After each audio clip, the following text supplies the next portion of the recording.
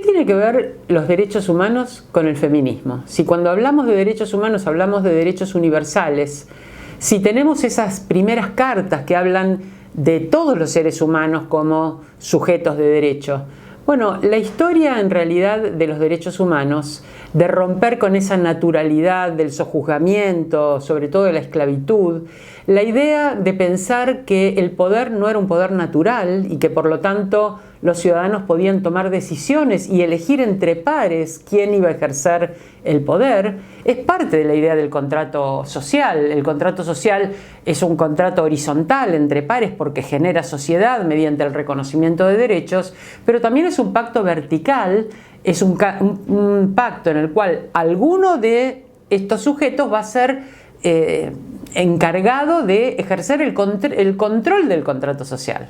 La idea de poder es que el poder lo tiene quien va, por un lado, a cumplir el contrato, por otro lado, a controlar y por otro lado, a sancionar. Si ese sujeto no cumple su función, si no cumple el contrato, habría corrupción, si no controla, habría anomia, si no sanciona, habría impunidad. Y en cierto modo, corrupción, anomia e impunidad son los males de ruptura, de desorden del contrato que afectan a nuestra sociedad y a muchas otras sociedades, sobre todo en espacios muy desiguales como los de América Latina. Entonces el contrato vertical, paterno, el contrato de poder es una parte muy importante del contrato. Los pares eligen. Resulta que las mujeres no eran pares, no podían elegir porque no podíamos votar. De hecho, la ley del voto en nuestro país, la ley Sáenz Peña, se llama del voto universal y obligatorio, pero en ese universal las mujeres no votaban y ni siquiera eran vistas. Esto es lo que se llama ginopia del lenguaje, la invisibilidad de las mujeres en el lenguaje jurídico que hace que ni siquiera se las nombre, de manera que no se registra que están fuera de los derechos. El voto es universal porque votaban los migrantes, porque se amplió aquella clase de ciudadanía, se transformó el habitante en ciudadano, pero las mujeres no entraban en este cambio social tan importante en nuestra sociedad y ni siquiera se enunciaba que estaban fuera del universal. Tardamos muchos años más en poder votar, medio siglo más en poder votar en general en casi todos los países, incluso los europeos. Entonces ese derecho básico, los civiles y políticos, ya para las mujeres no se cumplía. Cuando pensamos no solo en votar, sino en ser votadas, tuvimos que tener una ley de cupo, y esto fue recién en la década del 90 del siglo XX, para que se intentara visibilizar las mujeres como sujetos de ejercicio del poder representativo. Las mujeres podíamos elegir, pero entre representantes varones, no porque estuviera prohibido, sino porque no había ninguna medida de acción afirmativa que pusiera condiciones que permitieran emparejar esta imposibilidad de ser elegidas dentro de partidos muy misóginos y muy machistas, que son los mismos que ahora, dicho sea de paso. Esa idea del cupo fue imponer lo que en teoría de las instituciones se considera una masa crítica, es decir, un mínimo que pueda cambiar la institución, y ese mínimo es el 30%. Ese 30% de mujeres en cargos electivos tuvo mucha incidencia porque todas las leyes que afectan los cuerpos de las mujeres, leyes de violencia, de salud sexual y reproductiva, de parto humanizado, de lactancia, esperemos el debate sobre aborto, que también positivamente legisle el aborto legal, seguro y gratuito. Todas esas normas salieron cuando las mujeres estuvieron en esos lugares. Quiere decir que representar implica traer a la presencia las necesidades e intereses de aquellos grupos a quienes estoy representando. Y los varones no representaban los intereses de las mujeres en cuestiones que afectaban de manera tan directa a nuestros cuerpos que la única lectura posible es que el poder sobre los cuerpos no era parte del concepto de ciudadanía. La autonomía sobre los cuerpos no era parte de los conceptos de ciudadanía que se estaban manejando. Una cosa es la esclavitud y otra cosa es la propiedad sobre los cuerpos de las mujeres, que incluso nuestros códigos han legislado abundantemente esa propiedad. Ahora, en los años 60 surge un movimiento muy poderoso de derechos civiles y también un movimiento feminista muy poderoso. Podríamos decir que dos grupos marginados, los afrodescendientes por un lado y las mujeres por otro, ponen en evidencia que ese universal de los derechos es vacío porque solo los sujetos que pueden ejercerlo o encarnarlos son sujetos que son blancos, porque los sujetos negros no tienen los derechos civiles que los blancos tienen, son varones, porque las mujeres no tenemos los derechos que los varones tienen. Hay una cuestión interesante, y es que cuando surge el feminismo, una de las primeras crisis es aquella que tiene que ver con grupos identitarios diversos, precisamente las mujeres negras.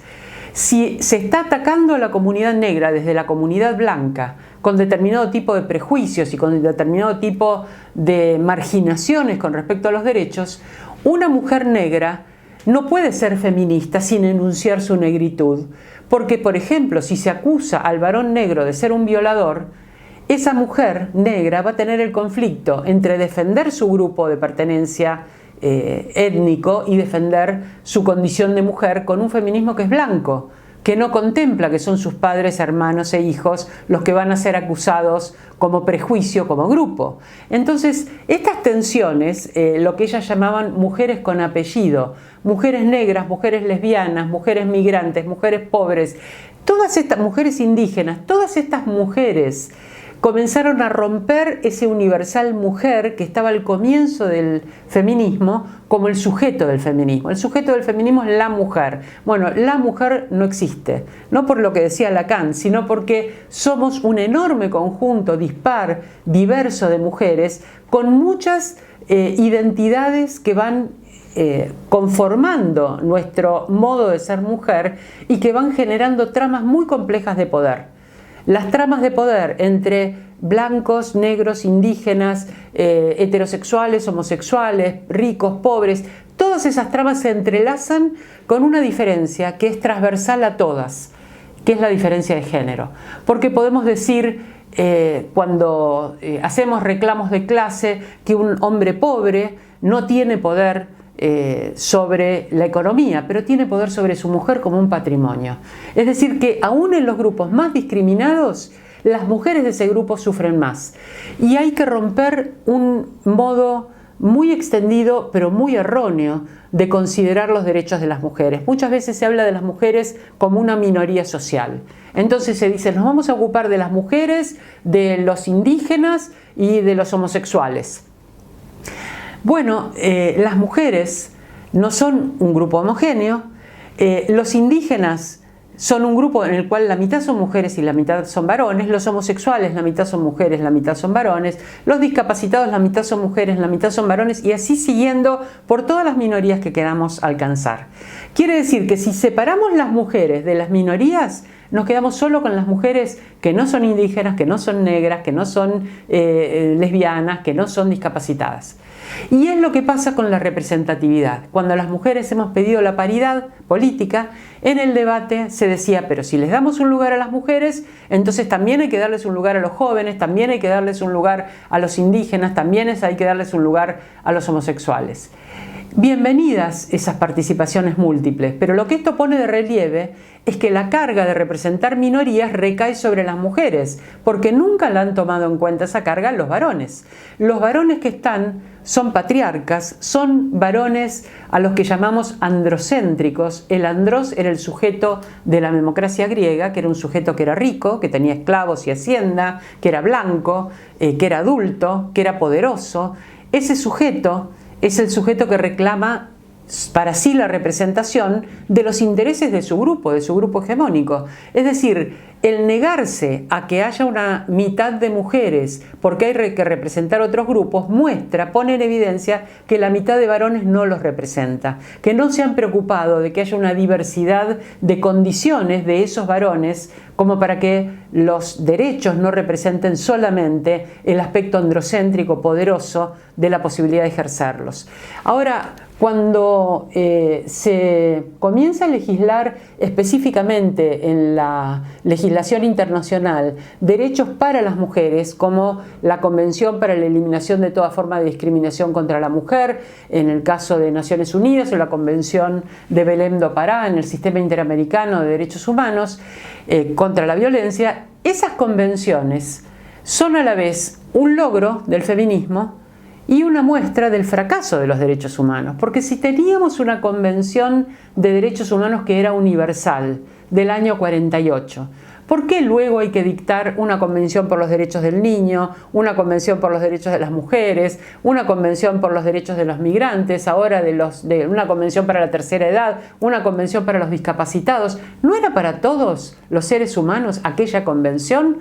Esta explicitación de tratados específicos va mostrando cómo la propia teoría de los derechos humanos fue en su momento una teoría androcéntrica, de qué manera encarnar los derechos es todavía un desafío, y cuando esa carne es una carne femenina, es un desafío múltiple, porque a todas las discriminaciones debemos sistemáticamente agregar la discriminación de género.